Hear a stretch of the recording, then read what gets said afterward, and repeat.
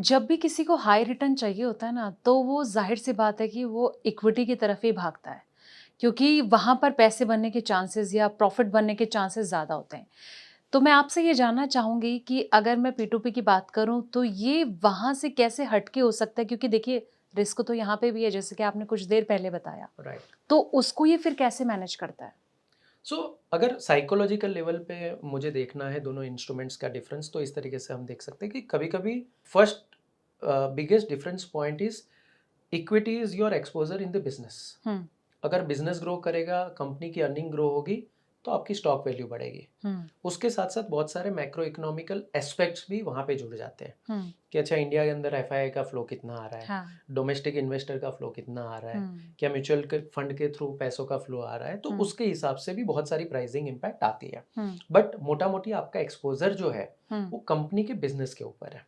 Okay, Vij अविज P2P lending हो या कोई और क्रेडिट इंस्ट्रूमेंट हो, हुँ, वहाँ पे कंपनी के बिजनेस के ऊपर एक्सपोजर नहीं है। हुँ, कंपनी का अगर प्रॉफिट आज 50 करोड़ है, हुँ, कल 100 करोड़ हो जाएगा, हुँ, तो आपके क्रेडिट इंस्ट्रूमेंट का रेट डबल नहीं हो जाएगा, हुँ, वो उतना ही रहने वाला है। हुँ, लेकिन वहाँ पे आपको श्योरिटी क्या मिलती है कि हुँ, अगर किसी ने 10% इंटरेस्ट रेट कमिट किया है, हुँ, तो 10% इंटरेस्ट रेट रेगुलर बेसिस पे आता जाएगा। अच्छा, राइट, तो दोनों इंस्ट्रूमेंट बिल्कुल ही अलग तरीके से ऑपरेट करते हैं। हुँ, एक कंपनी के बिजनेस के ऊपर है और हुँ, दूसरा कंपनी की रीपेमेंट कैपेबिलिटी के ऊपर लेता है। हुँ, अब P2P लैंडिंग के अंदर आप एक स्टेबल कैश फ्लो कैसे सोच सकते हो हुँ, कि P2P लैंडिंग में अगर आपने लेट से 1 लाख रुपए का निवेश किया है, तो 1 लाख रुपया 300-400 बोरोवर्स में चला गया। हाँ, अब ये 400 बोरोवर्स के पास जब पैसा गया, अब हुँ, 400 बहुत अलग अलग रिस्क कैटेगराइजेशन वाले बोरोज आपने चूज किए हैं। हुँ, हो सकता है उसमें से कुछ डिफ़ॉल्ट करेंगे, जो हमने आगे भी हाँ, कैलकुलेट किया था। हुँ, तो मान लीजिए वो 14 बोरोवर्स डिफ़ॉल्ट करेंगे, हुँ, लेकिन बाकी के 386 बोरोवर्स तो पे करेंगे।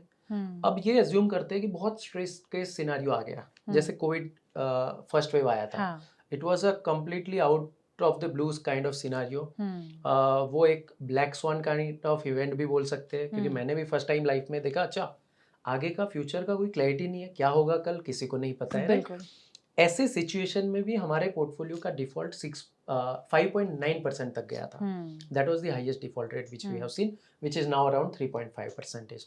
तो ऐसे स्ट्रेसफुल सिनेरियो में भी 6% अगर डिफ़ॉल्ट जाता है, हाँ, तो 6 multiply by 4 times, hmm, 24 loans के डिफ़ॉल्ट हो सकते हैं at a portfolio of 400 loans, okay, which can be easily covered hmm, by the returns given by the other remaining loans, okay, which is 376। हुँ, सो दोनों instrument बिल्कुल ही अलग तरीके से operate करते हैं। यहाँ पे आपको क्या समझना चाहिए हुँ, कि मैक्सिमम रिस्क मेरा क्या हो सकता है, हुँ, क्या मेरे प्रिंसिपल के ऊपर सवाल आ सकता है, मुझे कितना डाइवर्सिफिकेशन करना चाहिए और कितना रेगुलर पैसा मेरा वापस आएगा। Okay, so it's about getting regular income hmm, from this borrowers, hmm, where equity is all about getting long term returns. हुँ, अब वहाँ पे भी साइक्लिकल इम्पैक्ट है। हुँ, जैसे आप 2013-14 से लेके 2020 हुँ, 22 तक 21 तक का साइकिल देख लीजिए, आपको हुँ, उसके बीच में हार्डली कभी रिटर्न मिले होंगे। हुँ, अगर इक्विटी म्यूचुअल फंड है या तो डायरेक्ट इक्विटी हुँ, एक्सपोजर है, बट उसके बाद बहुत ही अच्छे मिले। That is why we always say hmm, कि you have to stay invested. हुँ, साइकिल को आप टाइम नहीं कर सकते हो, बट साइकिल का वेट ज़रूर कर सकते हो, हुँ, राइट? यहाँ पे आपको साइकिल का वेट करने की ज़रूरत नहीं है। Hmm, it's already going on. So hmm, month over month उसका रिजल्ट आता जाएगा। बट वहाँ पे फिर आपके रिटर्न की एक लिमिटेशन है, हुँ, जिसको आप एड्रेस कर सकते हो कंपाउंडिंग के साथ, रीलैंडिंग के साथ। हुँ, बट दोनों इंस्ट्रूमेंट बिल्कुल ही अलग है, और कोई भी निवेशक को हुँ, ये माइंड में एकदम क्लैरिटी के साथ चीज़ों को रखनी चाहिए hmm, before taking the investment decision. Hmm. Compounding का बेनिफिट कितना मिलता है P2P की अगर बात करूँ तो? चलो थोड़ा एक मैथमेटिकल टर्म्स में देख लेते हैं। हुँ, सो मान लीजिए मैंने 100 रुपये निवेश किए P2P लैंडिंग प्लेटफॉर्म के ऊपर, हुँ, उसके ऊपर मुझे नेट रिटर्न मिला 15% का। हाँ, अगर ये 15% का हर महीने मुझे रिटर्न आ रहा है, सो हुँ, मान लेते हैं कि हर महीने का रिटर्न मेरा बनता है 1.25%। हुँ, सो 1 रुपया 25 पैसा हर महीने का मेरा एडिशनल रिटर्न आ रहा है। ओके, अगर ये 1 रुपया 25 पैसा हुँ, मैं हर महीने वापस से रीलैंडिंग करते जाता हूँ, तो हुँ, एक साल में हुँ, टोटल 15 रुपया मैं और लैंड करूँगा। हुँ, अगर सिंपल टर्म्स में हम देखें, 15 रुपया जो मैंने और लैंड किया, उसके ऊपर मुझे और 15% का रिटर्न आएगा, ओके, विच बिकम्स 2.25%। हुँ, सो मेरा पोर्टफोलियो लेवल का जो रिटर्न है हुँ, वो 17.25% हो गया। अच्छा। सो सीधा का सीधा 2.25% का बेनिफिट मुझे जस्ट बेसिक कंपाउंडिंग से मिल रहा है। अभी तो मैंने बेसिक कंपाउंडिंग किया, हाँ। लेकिन आप जब ₹1.25 वापस से लैंड कर रहे हैं, वो ₹1.25 के ऊपर आपको जो रिटर्न आ रहा है वो अगले महीने आप वापस लगाएंगे, राइट? तो कंपाउंडिंग की इम्पैक्ट बहुत हाई लेवल पे आपको दिखेगी over the period of years. So अच्छा। अगर आप 4-5 साल तक कंटिन्यूअसली ये स्ट्रेटेजी फॉलो करते हैं तो हाँ। आपका पोर्टफोलियो लेवल का एवरेज रिटर्न 18 से 20% के बीच में आराम से जा सकता है। And अच्छा। that's not because the instrument has a high power, because the instrument has a characteristic जिसको आप यूटिलाइज कर रहे हैं कि लैंडिंग रीलैंडिंग फॉलो करो तो जो इंस्ट्रूमेंट नॉर्मल टाइम में 15% रिटर्न दे रहा है, हाँ। वो आपको 17.25% दे रहा है, और over the period of time 18 से 20% का CAGR आपको आराम से मिल सकता है। आपने तो ये बहुत इजीली बताया, मैथमेटिकली आपने जिस तरीके से डिफाइन किया। अगर मैं बाकी इंस्ट्रूमेंट की बात करूं, खास करके म्यूचुअल फंड SIP की मैं बात करूं, देखिए 12% 15% आप वहाँ भी देख ही रहे हैं, और ज़्यादातर लोग ना उसी तरफ भागते हैं क्योंकि उनको ये लगता है कि चलो कुछ हद तक हमारा पैसा यहाँ पे बनने के चांसेस ज़्यादा हैं। राइट। लेकिन आज के वक्त में जो लोग अभी भी इस चीज़ से लैग कर जाते हैं कि P2P लैंडिंग के बारे में उन्हें ज़्यादा चीज़ें नहीं पता, जैसे कि राइट। आपने बताया कि 17.5% तक भी जाने के पूरे चांसेस रह सकते हैं, तो ऐसे में क्या ये उसको बीट कर सकता है? सो अगेन आपको साइकिल के हिसाब से देखना पड़ेगा। जब इक्विटी मार्केट की डाउनवर्ड साइकिल है तो डेफिनेटली बीट कर रहा है, अच्छा। बिकॉज यहाँ पे तो आपकी डाउन साइड काफ़ी प्रोटेक्टेड है थ्रू डाइवर्सिफिकेशन।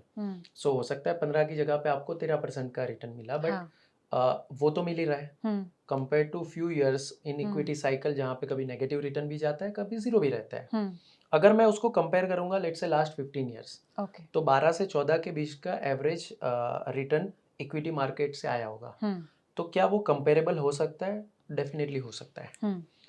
लेकिन अगर मैं उसको कंपेयर करूंगा 2020 से लेके 2022 के पीरियड को, वो बीट नहीं कर पाएगा, because that time equity market perform really well, give amazing returns, right? तो इसीलिए वापस से मैं एक basic philosophy of the investment पे जाता हूँ, जो मैंने बहुत टाइम राकेश झुनझुनवाला जी से भी सुना है, वॉरेन बफे से भी सुना है कि nobody can time the market. You can read the signal, stay invested. And when they say market, it is not just about equity market. आप अगर वॉरेन बफे की पिछले 2-3 साल की फिलोसॉफी देखेंगे, he was heavily putting money in bonds. Because he was expecting कि market perform नहीं करेगा, तो मेरे बॉन्ड मार्केट से एक फिक्स्ड इनकम का रिटर्न आता जाएगा, फिक्स्ड रिटर्न आता जाएगा, मुझे इक्विटी मार्केट में एक्सपोजर वापस से लेना होगा, तब तक मेरा ये 5 से 8% का एवरेज रिटर्न बनता जाएगा। So money will not remain idle, but I will keep getting some percentage of returns. So all these big investors always believe in one philosophy that you cannot time market. मतलब कोई भी investment गुरु आके ये बोले कि अरे नहीं, पिछले 40 सालों के मार्केट के टाइम में से जो 300 ट्रेडिंग सेशन के अंदर सबसे ज्यादा रिटर्न हुए हैं वो मैं टाइम कर सकता हूँ, हो ही नहीं सकता, practically impossible. It is as impossible as कि कोई आके ये बताए हमें कि आपके 20,000 करोड़ के लैंडिंग पोर्टफोलियो में, P2P लैंडिंग पोर्टफोलियो में, प्लेटफॉर्म लेवल के डेटा में जो 50-60 लाख बोरोवर्स को लोन दिया आपने, उसमें से मैं आपको बता सकता हूं कि ये 3.5% लोग डिफॉल्ट करेंगे। दोनों ही इम्पॉसिबल है।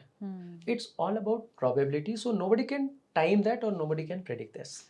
Now we all can diversify and reduce the probability of default or in case of P2P lending, or you can increase the probability of returns in case of equity by stay invested in a longer period of time.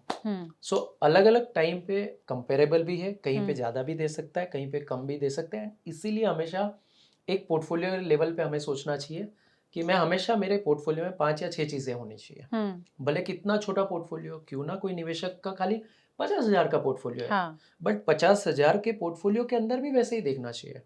I was sitting with my nephew 2 days back, so he got 60,000 rupees gifted by grand mother.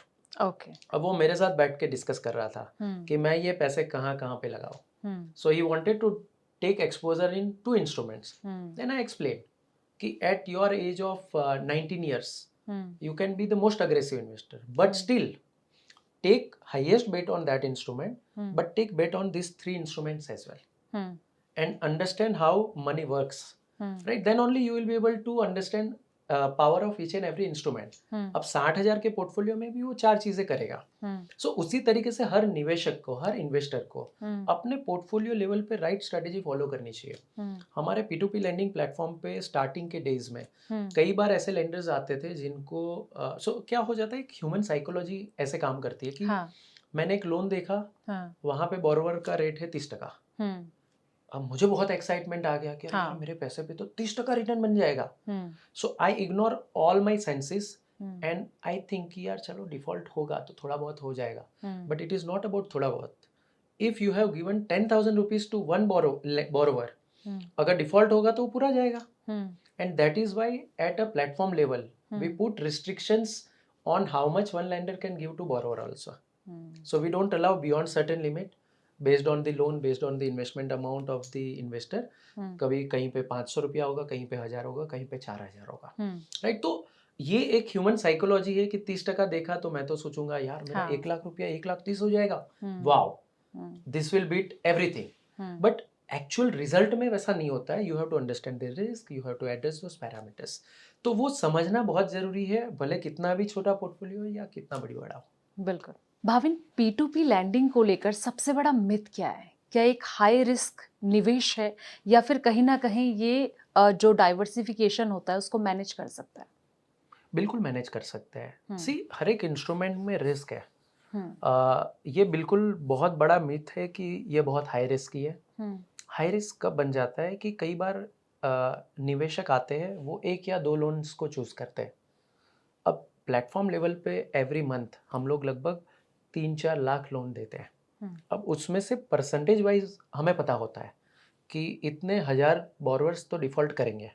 लेकिन आपने जब 1 या 2 loan के ऊपर exposure लिया, हो सकता है वो 2 लोन ही डिफॉल्ट कर जाए. Hmm, and that's why you feel कि अरे ये तो इंस्ट्रूमेंट बहुत हाई रिस्क है. हम्म, बट उसकी स्ट्रैटेजी मैंने आपको ऑलरेडी समझाई हम्म, कि किस तरीके से एक निवेशक ये चीज़ को हैंडल कर सकता है. Hmm, and diversification is the only solve for this. Hmm, अगर कोई निवेशक ये सोचता है कि नहीं मैं 2-4 लोन में देता हूँ फिर समझता हूँ, I would say it's better to avoid. Hmm, because ये आपके एक्सपीरियंस को ख़राब करेगा, आपके ओपिनियन को बदल देगा. अगर आपको एक्सपोजर लेना है तो आप 25,000 रुपये से एक्सपोजर लीजिए, हम्म, 100 लोन्स में डिवाइड कीजिए उसको, ताकि जब रीपेमेंट आए, जब डिफ़ॉल्ट हो, तब आपको रिटर्न्स दिखेंगे. Hmm, and after that you will understand it has risk, but this risk is mitigatable. Hmm, it is not something which is not predictable. Hmm, so at a platform level हमारे पास guidance भी है, prediction भी है, हम्म, जिसको आपको use करना पड़ेगा.